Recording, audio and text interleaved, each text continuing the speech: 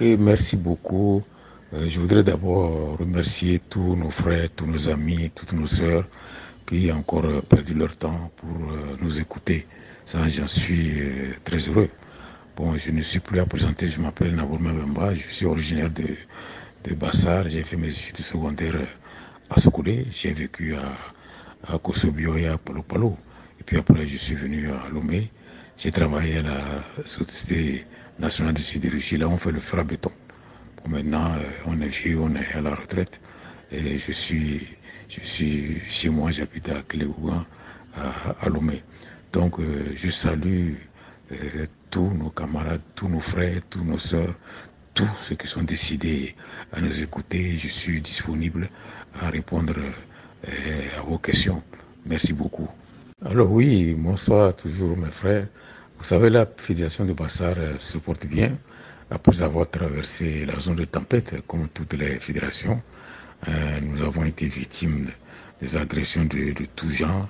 Ça a dû démobiliser certains nombres de nos militants qui commencent à reprendre courage. Donc je me suis rendu à Bassar il y a un mois. Nous avons tenu des réunions et apparemment ça a repris. Donc on se félicite. Les gens qui pensaient qu'on allait disparaître, on est encore là debout. Merci beaucoup. Merci beaucoup. Le président parlait d'apartheid, c'est réel. C'est vrai, bon, ce n'est pas l'apartheid du genre Afrique du Sud noir et blanc, mais c'est de la même nature. Vous savez, pendant la ségrégation raciale, lorsque les Blancs ont pris le pouvoir en Afrique du Sud, les Noirs n'avaient pas droit au suffrage universel, n'avaient pas le droit de participer aux élections. Ce sont les dirigeants du pays étaient choisis uniquement par les Blancs. Donc les Noirs n'avaient pas droit aux élections et le pouvoir d'État appartenait aux Blancs qui étaient en fait 1% de la population de l'Afrique du Sud, mais qui détenaient 84% des terres de l'Afrique du Sud et autant les entreprises, les richesses, c'est pour eux. Donc c'est cette ségrégation-là, c'est à ça que ressemble ici. Hein. On dit, la Constitution du Togo dit le suffrage est universel, un homme, une voix, c'est-à-dire que tous les citoyens sont égaux, mais quand on voit le découpage électoral, les conditions dans lesquelles ça se passe, on a l'impression que c'est exactement l'apartheid.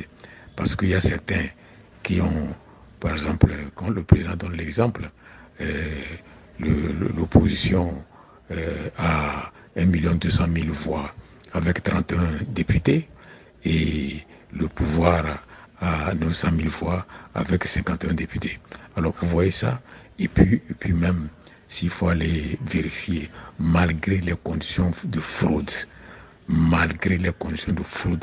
ils n'ont même pas le temps de voir que l'opposition. Mais aujourd'hui, c'est ça qui continue. C'est ça qui continue. Le président, je ne veux pas revenir en détail. Vous avez les chiffres. Quand vous voyez la région maritime, la population en âge de voter et ceux qui sont inscrits sur le registre, comment dirais-je, sur qui sont inscrits pour les élections, vous comprenez que c'est cet apartheid-là qui continue. Là où le régime estime qu'on est hostile à eux, alors là, ils réduisent le nombre d'électeurs. C'est comme ça même que dans la région maritime, à un moment donné, pendant le recensement, ils ont arrêté le recensement, soit disant que les normes internationales sont atteintes. Donc il y a des gens qui étaient là, qui étaient alignés, qui voulaient s'inscrire, ils ont refusé. Donc nous ne sommes pas, on n'est pas égaux. Hein. Le nombre le pouvoir de vote et dans certaines régions n'est même pas comparé à d'autres. Or, c'est cette injustice que nous combattons. C'est ça qu'on appelle l'apartheid. C'est comme si, par exemple, on dit à Sokoudé, une personne à Didoré vaut 50 personnes à Tchawanda. Vous voyez? Donc, c'est exactement ce qui se passe dans le pays. Parce que tout ça là, hein, pour ne pas perdre le pouvoir. C'est ça, merci. Oui, merci. Vous savez, le premier problème d'abord, c'est parce que Le régime a fait en sorte que, à cause de la terreur, la violence, beaucoup de gens ont eu peur de la politique.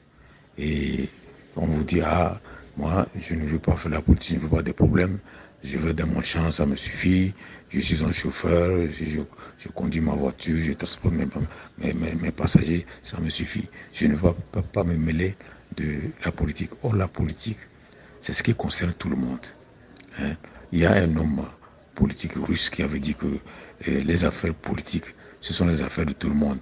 Et les affaires qui concernent tout le monde sont des affaires politiques. Vous voyez, par exemple, quand vous dites que moi, la politique, ça ne m'intéresse pas. Moi, si je me lève, je vais dans mon champ ou bien je conduis mon véhicule, ça me suffit. Mais quand vous avez votre véhicule, vous êtes chauffeur, mais qui va vous tracer les routes? Est-ce que vous-même vous allez tracer les rues sur lesquelles vous allez rouler? Quand est-ce que vous voulez que vos enfants aillent à l'école? Vous allez vous-même construire vos écoles, embaucher vos enseignants. Hein? Vous voulez aller à l'hôpital quand vous êtes malade. Est-ce que vous allez vous-même construire les hôpitaux, former vos infirmiers, former vos médecins pour envoyer votre famille là-bas? Vous voyez? Donc, la politique est nécessaire pour tout le monde. Alors, comme le régime veut conserver le pouvoir parce qu'ils en tirent profit, alors on décourage les gens par la terreur, soit en dénigrant la politique. Les politiciens sont des malhonnêtes, ils vous trompent seulement. Voilà. Donc je fais cette digression parce que c'est nécessaire pour que les gens puissent comprendre. Les gens ne s'intéressent pas à la politique. Or, c'est une faute très grave. On ne fait pas la politique pour devenir ministre. On ne fait pas la politique pour devenir député. On ne fait pas la politique pour être nommé préfet, etc., etc. On fait la politique, c'est-à-dire on s'intéresse aux intérêts de son pays. Quand on est dans un pays, comme au Togo par exemple, on a besoin d'écoles. Ce n'est pas les individus qui vont construire l'école. On a besoin des hôpitaux. C'est l'État qui va construire. On a besoin des routes. C'est l'État qui doit tracer les routes. On a besoin de la sécurité. C'est l'État qui va faire la sécurité en créant, en installant les gendarmeries, les polices, l'armée pour défendre le pays. Un individu tout seul ne peut pas faire. Donc, la politique, c'est une nécessité absolue. Il faut que tout le monde fasse la politique. Faire la politique ne veut pas dire dénigrer les gens, ne veut pas dire chercher à gagner de l'argent. Ce n'est pas ça. Faire la politique, c'est s'intéresser au développement économique, politique, social et culturel de son pays. C'est s'intéresser à la création des conditions dans lesquelles tout le monde vivra heureux. Voilà, la politique, c'est comment faire pour que nous tous nous soyons heureux. C'est le but de la politique, rien d'autre. Vous voyez. Donc, je réponds à cela. Alors, je reviens parce que, vous comprenez, l'État qui gère tous les intérêts du pays. Vous voyez, vous avez les richesses minières, vous avez des ressources agricoles, vous avez les impôts, les douanes que vous payez. C'est pour tout le monde. Mais lorsque c'est une minorité qui s'accapare de ça et que la majorité ne veut pas s'intéresser, mais c'est une perte de tout le monde. Mais ceux qui profitent font en sorte que les autres ne s'intéressent pas. Et pour que les autres ne s'intéressent pas, chez nous en particulier, les raisons c'est très simple. C'est la répression, les arrestations, les assassinats, les renvois des boulots. C'est-à-dire on vous crée, lorsqu'on constate que vous vous intéressez à la politique, on vous crée toutes sortes de problèmes pour que vous ne vous intéressez pas. Parce que la minorité, comme le président l'a dit hier, c'est la minorité qui a le pouvoir au Togo. Et la majorité obéit. C'est ça le drame. Et ils n'ont jamais caché ça. Je vous ai déjà dit, ils ont les putschistes, ils étaient à peine 39 ou 36 personnes qui ont assassiné le président Olympio le 13 janvier 63. Tu comprends? Et ils ont assassiné Olympio, mais ils se sont accaparés de l'appareil d'État. Ils ont appelé M. Gruniski et Meachi. Ils ont nommé Gruniski président de la République et Meachi vice-président le 17 janvier 63. Alors vous comprenez ces deux-là qui ont reçu le pouvoir des putschistes, mais ils ne peuvent qu'obéir aux ordres de ceux qui les ont placés au pouvoir. Vous voyez, parce que s'ils refusent d'obéir aux ordres de ceux qui les ont placés au pouvoir, mais on va les balayer. Vous voyez, donc la minorité conserve le pouvoir pour pouvoir jouir de tous les avantages. C'est ça qui se passe. Gruzki et Meadji a été installé par ces militaires. Un jour, ça les a plu en 67. Ils les ont balayés. Et puis, ça leur a plu. Ils ont installé monsieur le colonel. Alors, ils ont installé le colonel Dadjo. Je reviens, je pense que c'était coupé. Ils ont installé le colonel Dadjo. Le colonel Dadjo a fait juste 4 mois. Et le 14 avril 67, ils ont balayé Dadjo. Il ne peut qu'obéir à ceux qui l'ont, que ceux qui l'ont placé. Et ils ont installé Yadema. Yadema a fait 38 ans. Il est mort. Ils ont installé son fils. Vous comprenez? Donc, mais la minorité a eu le goût, l'habitude de jouir de toutes les richesses en maintenant les autres dans la terreur. Sans cela, aucun pays ne peut accepter ça. Nous avons des richesses, nos enfants, nous souffrons, nos enfants souffrent. Il n'y a pas d'infrastructures scolaires et sanitaires, etc., etc. Et il y a un petit groupe qui sont riches, qui construisent des maisons qui coûtent des centaines et des centaines de millions. Je n'invente rien. Oui, merci beaucoup. Vous savez, normalement, nous avons un comité qui est chargé de ces candidatures, qui les collecte, qui fait faire les formalités et qui les dépose. Bon, en fait, c'est ce comité, normalement, qui doit nous faire le bilan. Mais néanmoins, nous suivons de très près, les membres du Bureau national, nous suivons de très près ce qui se passe. J'y participe aux différents travaux.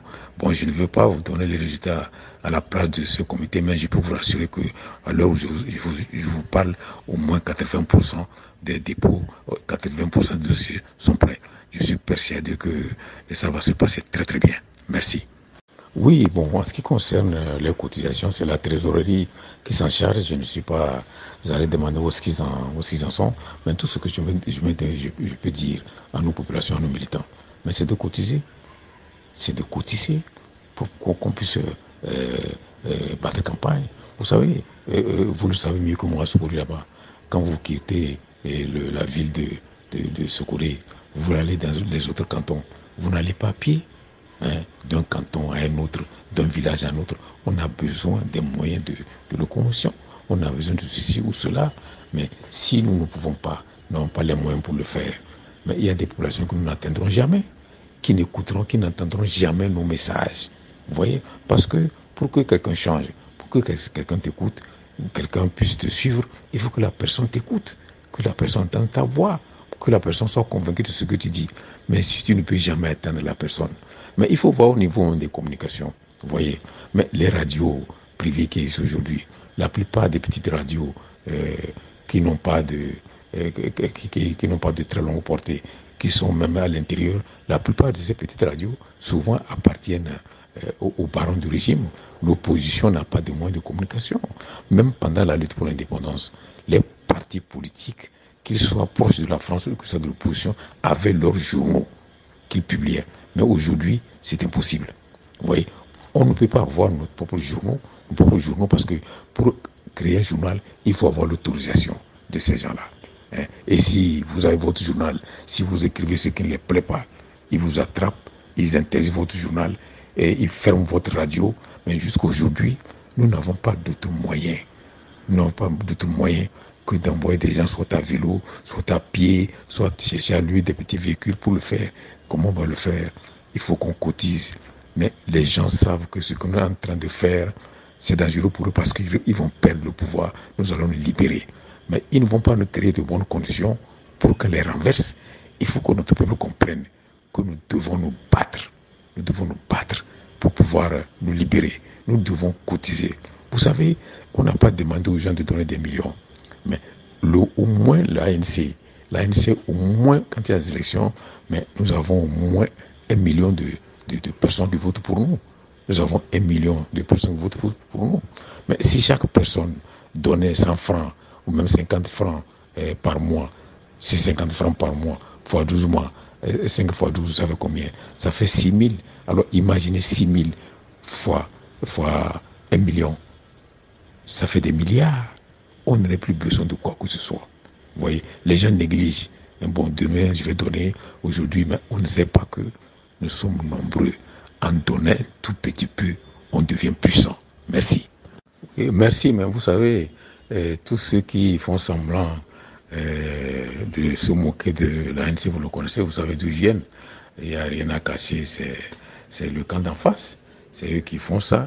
Bon, comme ils n'ont pas honte, ils n'hésitent pas à caricaturer, à dire tout ce qu'ils croient être à même de nuire à leur pire ennemi qui est que l'ANC.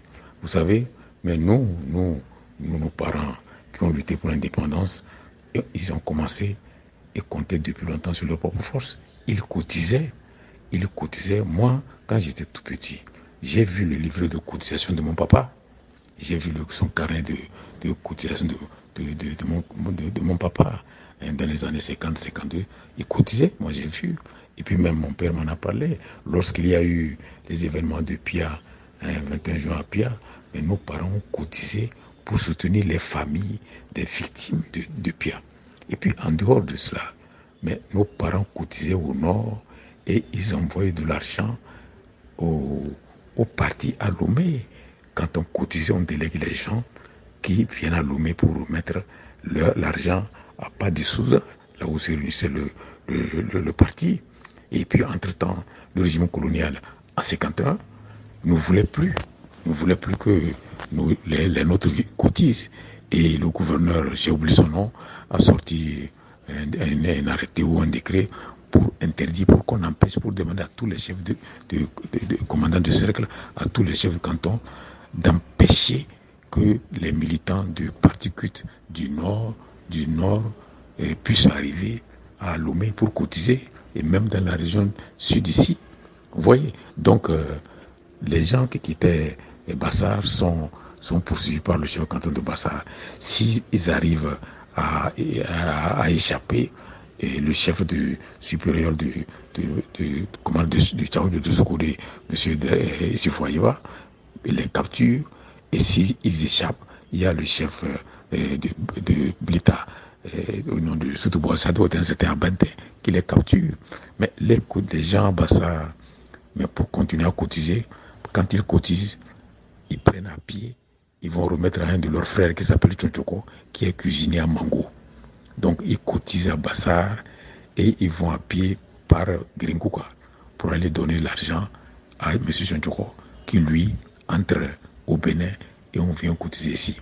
Vous comprenez? Donc pour vous dire, je ne vais pas aller dans les détails, mais le président Olympio, pour aller aux Nations Unies avec Mercentos, aussi trouver de l'argent. Parce que ce monsieur, il n'avait plus de boulot. Hein? Et quand on a menacé, quand il était à Lomé, directeur d'une grande compagnie, pour l'empêcher de faire la lutte politique, on a voulu le menacer, le muter à Paris. Il a démissionné. Il n'a plus d'argent. Ce sont des militants qui cotisent. Mais lui-même, il dit, quand il va aller aux Nations Unies, ce sont les femmes, les revendeuses du grand marché là. Ce sont les femmes, les commerçantes qui cotisent les sous d'argent pour lui acheter des billets d'avion. C'est connu de tout le monde. Tu comprends? Chaque parti qui se bat compte sur ses propres forces. Mais les gens qui nous attaquent aujourd'hui, ce n'est pas ça. Et Adema a commencé à imposer les cotisations pour le RPT. Moi, je me rappelle très bien, j'étais à Sokodé, et les jours du marché, mais les gendarmeries sortaient, on sortait les commerçants, des commerçants, on arrêtait les véhicules, et vous sortez. Et si vous n'avez pas votre carte de RPT, vous n'avez pas cotisé, mais on vous tabasse, vous ne pouvez pas voyager. Je me rappelle un jour, des femmes s'étaient révoltées à la polyclinique. Elles allaient au marché de Tchamba ou je ne sais pas quoi. On les a bloquées, elles se sont révoltées. Et puis les femmes se sont révoltées à Takpamé pour les mêmes choses. Il y a des gens eu peur que ça contamine tous les coins. Et il a suspendu ces méthodes. Maintenant, a rendu les cotisations obligatoires pour tous les salariés, que ce soit public ou privé. Donc tous les fonctionnaires, tous ceux qui sont des salariés, mais on coupe à la source. On coupe une cotisation, je pense que c'était 2% ou combien de pourcents sur chaque salaire qu'on verse au RPT. Et le RPT n'a jamais rendu compte à qui que ce soit. Alors vous voyez, ce sont ces gens-là aujourd'hui, quand nous, ANC, nous demandons à nos militants, nous sympathisons, nous allons aller aux élections. On a besoin de sous pour faire battre campagne. Il faut faire ceci, il faut cela. Mais quand on nous demande à nos militants, de façon légitime, de cotiser pour nous, on commence à dire, voilà, on fait des moqueries. Mais écoute, tout le monde sait que c'est ça. Ils n'ont plus d'arguments contre nous. Vous pouvez vérifier les anciens projets quand le RPT a été créé dans les années 80. Mais le budget de l'État, dans le budget de l'État, il était voté un budget pour le RPT qui équivalait autour de 5 milliards. L'État vote pour 5 milliards pour le RPT pour l'année. Et puis ensuite, tous les salariés cotisent pour le RPT. Ces gens-là n'ont rien trouvé à dire. Mais aujourd'hui, quand nous demandons à nos militants de cotiser, on se moque. Mais je demande à nos militants de cotiser parce que c'est notre seule arme pour être libre, indépendant, pour ne pas dépendre de ces gens-là. C'est notre argent que nous voulons utiliser. C'est comme nous utilisons. Nous n'avons pas hésité à utiliser notre propre sang. Nos enfants, nos femmes, nos parents sont tués, mais nous continuons. Ce n'est pas donner de l'argent pour que notre parti se prépare pour les élections qui va être difficile pour nous. Merci. Vous savez, alliance, c'est souvent amitié. Il n'y a pas un seul pays au monde où l'amitié est forcée. Il n'y a pas un seul pays au monde où l'amitié est forcée. Mais si vous voulez qu'on soit ensemble, que je ne veux pas, est-ce que c'est un péché? Mais vous vous fondez sur quoi pour pouvoir l'imposer? La Constitution ne nous l'impose pas. La Constitution reconnaît le droit à la différence. La liberté d'association, c'est garanti par la Constitution. La liberté de conscience, la liberté de penser, la liberté d'association. Vous comprenez? Mais quand vous voulez qu'on soit ensemble et que moi, je ne veux pas, est-ce que c'est un péché? Mais les partis agissent en fonction de leurs intérêts. Alors, tous ceux qui font semblant d'être mécontents, mais il faut qu'ils soient honnêtes.